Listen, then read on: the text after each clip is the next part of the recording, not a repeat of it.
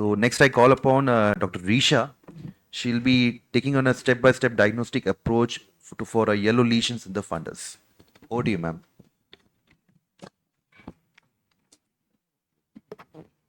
Thank you, Shishir. After all retina yellow lesions, I am going to show you some uvea conditions.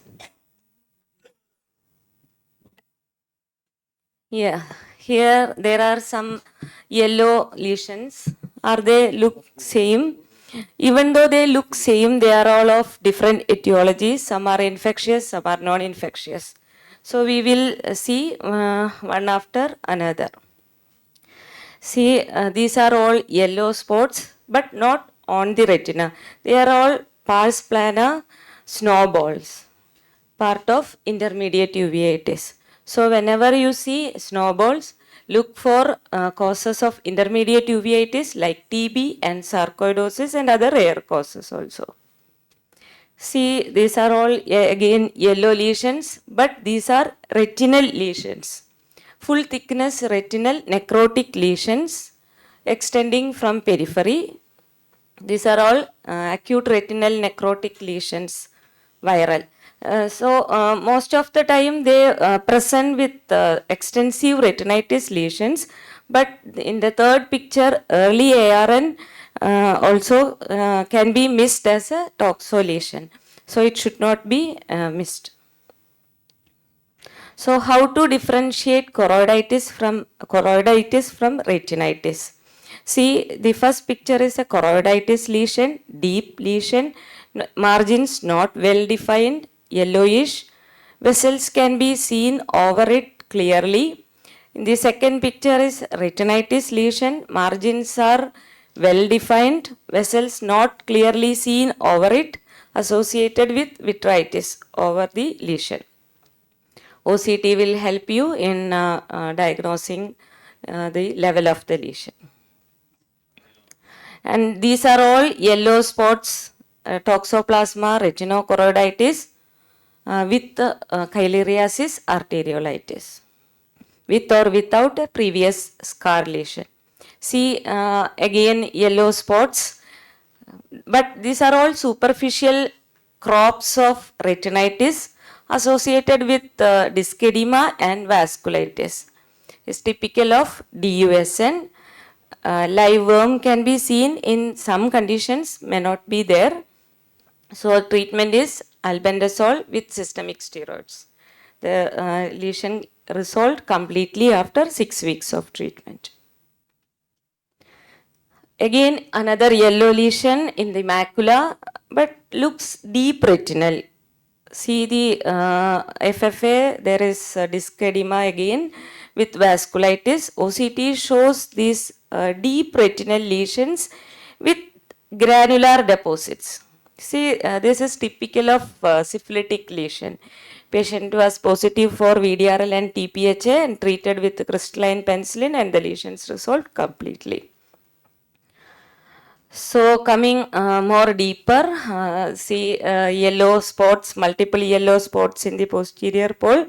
As mentioned earlier, deep lesions, vessels seen clearly over it. OCT shows choroidal granulomas. These are all sarcoid choroidal nodules. Again choroidal deposits, not very clear margins, diffuse leopard skin like changes. In FFA, these granular deposits. OCT shows choroidal and deep retinal deposits. It's a case of primary intraocular lymphoma.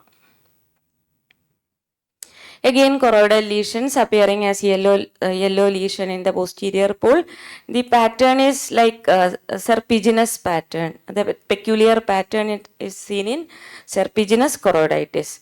FFA shows early hypo and late hyper. Fundus autofluorescence will help in the identification of activity in serpiginous choroiditis. It is not autoimmune. See, this is not the previous serpiginous picture, but in separate lesions with vitritis. This is TB serpiginous like choroiditis. These are all multifocal lesions.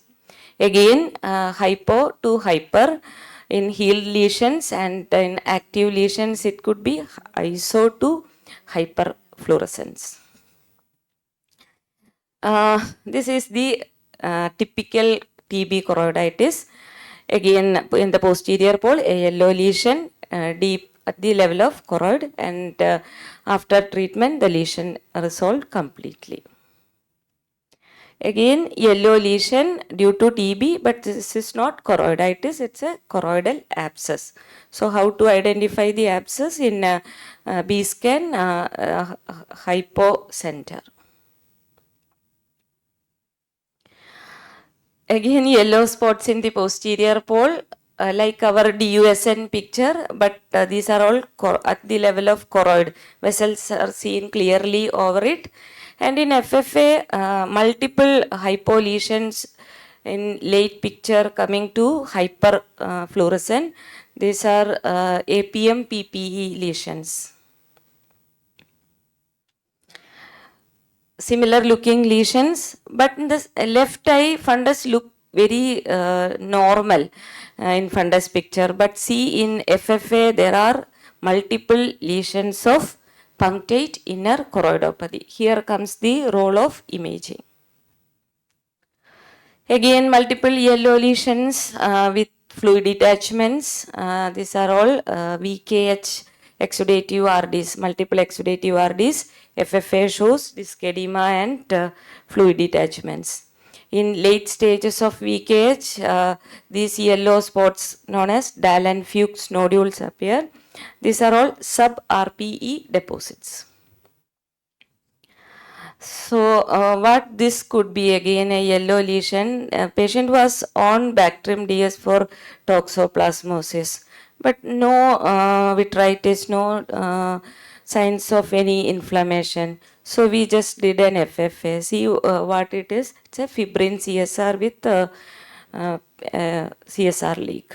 After the same day, we did a laser, and the fluid completely resolved. See, this looks like a old choroiditis scar, but in Octa there shows an early CNVM. So this early inflammatory CNVM can be picked up by Octa. Again, yellow lesion, peripapillary with fluid detachment. It was looking like a posterior scleritis. So we initially we diagnosed it as nodular posterior scleritis and admitted the patient for systemic steroids. But no, after 2-3 days of IVMP, there was no improvement at all. So we did an MRI, and they suggested PET scan and see what is there in PET scan. It was CA breast with the whole body metastasis, including choroidal mets. Again, peripapillary yellow lesions with disc edema in a 57-year-old smoker. We evaluated and found to have paraneoplastic optic neuropathy due to mucin secreting adenocarcinoma lung. Again, a choroidal nodule like our sarcoid nodule, but this patient was having a small cell carcinoma lung with choroidal metastasis. So, these are the tips. Always identify the level of the lesion, whether it is at the level of retina, choroid, and identify whether it is only ocular or part of a systemic disease. And always rule out infection, masquerades. Imaging and lab investigations will help you in further management.